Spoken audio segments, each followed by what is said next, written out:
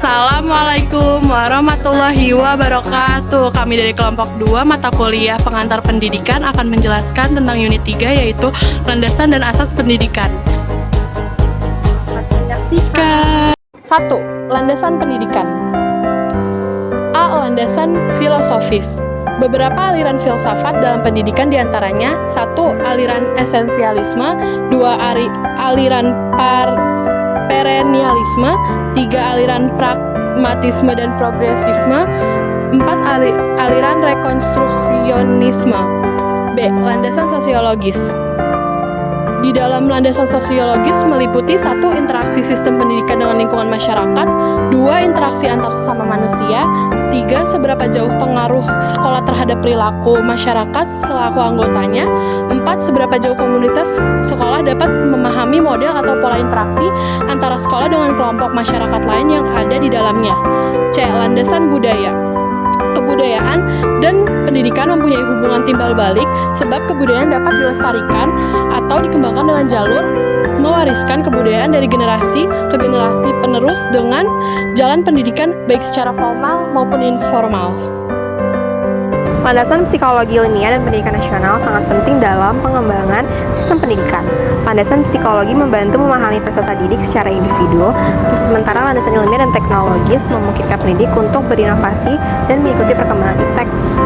Landasan Pendidikan Nasional Indonesia mencakup Pancasila, Undang-Undang 1945, GBHN, dan UUSPN nomor 20 tahun 2003 memberikan arah dan prinsip-prinsip penting dalam sistem pendidikan di Indonesia.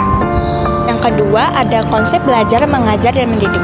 Yang pertama, belajar merupakan aktivitas yang dilakukan individu untuk mengetahui suatu hal yang sebelumnya belum diketahui. Berbeda dengan mengajar dan mendidik, belajar lebih kepada suatu kegiatan atau usaha setiap individu dengan memanfaatkan sumber belajar yang ada. Yaitu yang kedua, ada mengajar. Mengajar merupakan kegiatan teknis kesehatan seorang pengajar. Semua persiapan pengajar untuk mengajar bersifat teknis. Yang ketiga, ada mendidik. Mendidik lebih bersifat kegiatan berkerangka jangka menengah atau jangka panjang. Hasil pendidikan tidak dapat dilihat dalam waktu dekat atau secara instan. Menurut Carl Rogers, pendidikan bukanlah proses pembentukan atau proses of being shaped, tetapi sesuatu proses menjadi proses of becoming, yaitu proses menjadi manusia yang berkepribadian dan berkarakter.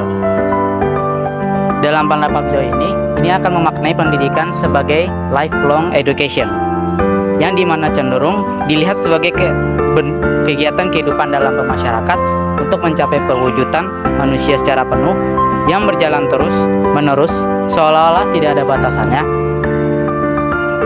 Dan pendidikan sepanjang hayat ini bersifat holistik atau yang kedua menjadi pendidikan yang berbentuk spesialistik.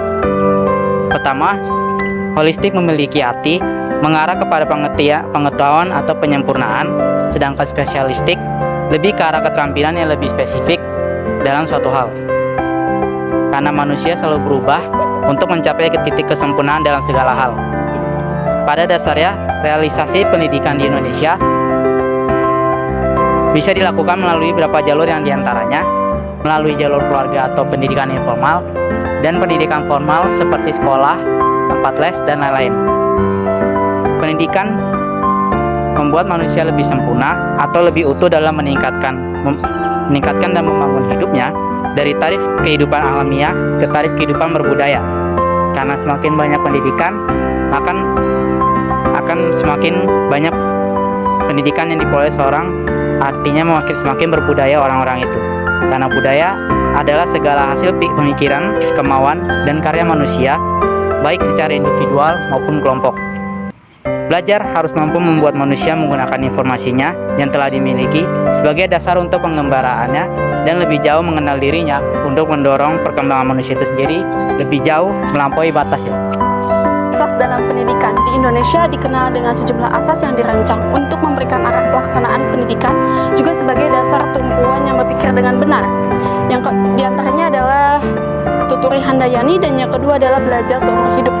Tuturi Handayani sebuah semboyan pendidikan nasional Indonesia yang sebelumnya adalah bagian asas dari 7 asas sebuah perguruan tinggi taman siswa yang berdiri pada tanggal 3 Juli 1922 oleh Kiai Hajar Dewantara. Yang kedua adalah belajar seumur hidup. Istilah belajar seumur hidup kaitannya dengan belajar sepanjang hayat. Sebuah organisasi dunia dalam pendidikan yang disebut UNESCO, Institute for Education, menegaskan bahwa pendidikan seumur hidup berlaku untuk setiap orang semasa hidupnya, menuju pada proses pembaharuan dan peningkatan. Dan yang ketiga, tujuan akhirnya adalah mengembangkan untuk memenuhi kebutuhan diri setiap individu. Dan yang keempat ada menjadi sebuah motivasi belajar mandiri dalam rangka meningkatkan kemampuan. Dan yang terakhir adanya kontribusi yang berpengaruh terhadap pendidikan non-formal dan formal. Sekian dari kami. Wassalamualaikum warahmatullahi wabarakatuh.